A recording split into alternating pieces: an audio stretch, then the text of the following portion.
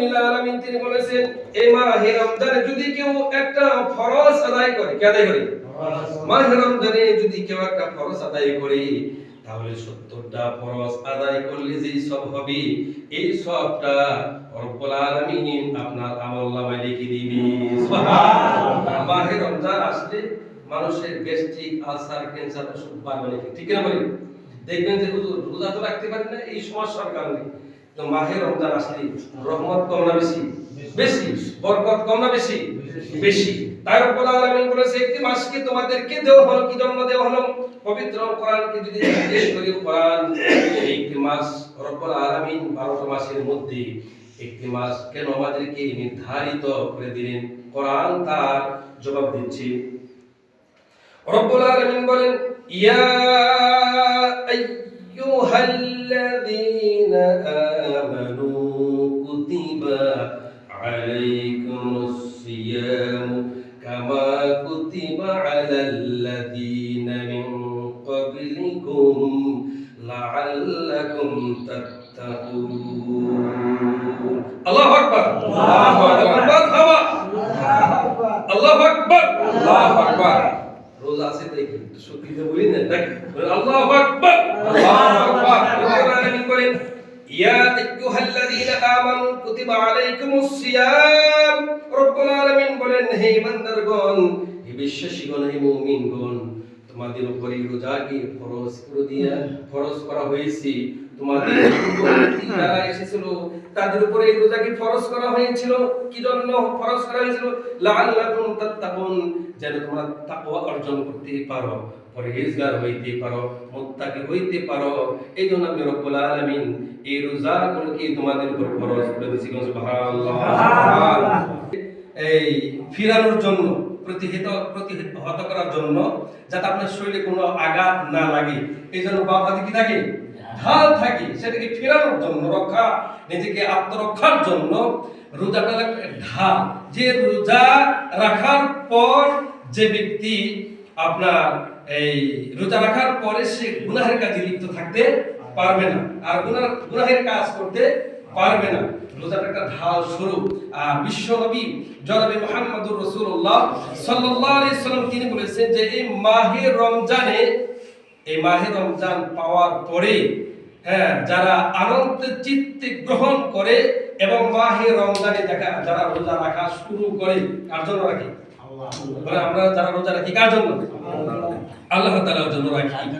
জি, লাআল্লাকুম তাত্তাকুন, যেন আমরা তাকওয়া অর্জন করতে পারি। তাকওয়ার ব্যাখ্যাটা হলো, এবার হাদিস থেকে শোনাচ্ছি, সাহাবারা বললেন ইয়া রাসূলুল্লাহ, ইয়া হাবিবাল্লাহ, তাকওয়া অর্থ কি? তাকওয়ার ব্যাখ্যা কি? বিশ্বনবী বলেন তাকওয়া এরকম করে বৃদ্ধা আঙ্গুল দিয়ে হা হুনা, হা হুনা, হা হুনা। তাকওয়া কি বা তাকওয়া কোথায় থাকে? সাহাবারা বললেন ইয়া রাসূলুল্লাহ, ইয়া হাবিবাল্লাহ, তাকওয়া কি বা তাকওয়াটা কোথায় থাকে? বিশ্বনবী বৃদ্ধা আঙ্গুল দিয়ে এরকম দেখলেন হা হুনা, হা হুনা, হা হুনা। তাকওয়া হলো এখানে থাকে। কোথায় থাকে তাকওয়া? এই বুকের মধ্যে, সিনার মধ্যে, কলবের মধ্যে তাকওয়া থাকে। যে তাকওয়া অর্থ হলো আল্লাহর ভয়। তাকওয়া অর্থ কি? আল্লাহর ভয়। কার ভয়? আল্লাহর ভয়। যারা আমরা রোজা রাখি আল্লাহর ভয়ে রাখি, ঠিক কিনা বলেন? যারা তারাবির নামাজ পড়ি কার ভয়ে পড়ি? আল্লাহর ভয়ে পড়ি। আমার ভাইরা, বিশ্বনবী জনাবে মুহাম্মদুর রাসূলুল্লাহ সাল্লাল্লাহু আলাইহি সাল্লামের একজন সাহাবী আমিরুল মুমিনিন উমর ইবনুল খাত্তাব রাদিয়াল্লাহু তাআলা আনহু, সে উমর অর্ধ পৃথিবীর প্রেসিডেন্ট, তিনি একবার হযরত কাব বিন উবাইকে বললেন, কাব, তুমি কি বলতে পারবে তাকওয়ার ব্যাখ্যা তুমি জানো? দেখেন, সে কিন্তু অর্ধ পৃথিবী জানো, আমাকে বলতে পারবে? কাব বিন উবাই বললেন, হ্যাঁ অবশ্যই আমি তাকওয়ার ব্যাখ্যাটা বলবো। তাকওয়ার একটা ব্যাখ্যা আমার কাছে আছে।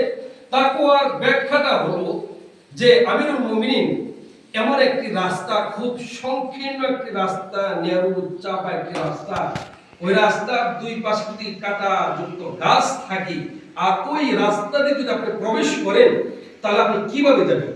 কাব বিন উবাইকে জিজ্ঞেস করতেছেন ওমর রাদিয়াল্লাহু আনহু, আর কাব বিন উবাই প্রশ্ন দিচ্ছে, বলতেছে যে ওমর, এরকম যদি নেরো সংকীর্ণ একটা রাস্তা থাকে আর দুই পাশে কাঁটা যুক্ত গাছ থাকে, আপনি কিভাবে যাবেন? হযরত ওমর বললেন, কাব বিন উবাইদ, সংকীর্ণ রাস্তা, চাপা রাস্তা, নেরো রাস্তা দিয়ে যখন আমি প্রবেশ করব, তখন আমার জামা কাপড়গুলো কেমন ভাবে আঁটুসাঁটু করব, এমন ভাবে আমি সংকুচিত হয়ে প্রবেশ করব, যাতে আমার জামার মধ্যে কোনো কাঁটা না লাগে এবং গায়ের মধ্যে, চামড়ার মধ্যে কোনো কাঁটা না লাগে। হযরত কাব বিন বললেন, হে আমিরুল মুমিনিন, এটাই হলো তাকওয়ার ব্যাখ্যা। সুবহানাল্লাহ।